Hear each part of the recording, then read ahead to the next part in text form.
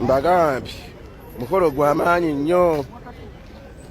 Muganda wa Natasha yanekane kanyedda owaayo gati bulijjo emugambo mbwayambala kugambye ne President Frank Maho wali banekane kanyedda muyo gati.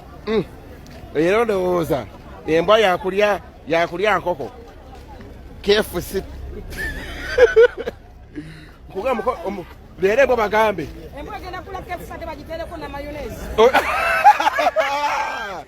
nenga bannange anekanekanye nnyo olugoye olwo lwa Natasha balujja Bulaaya lwava wala engatto kyekyo.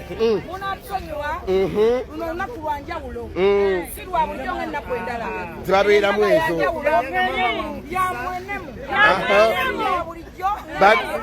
bagambe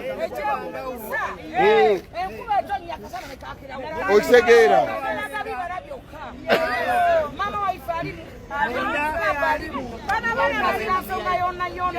nkugambye bageya kona das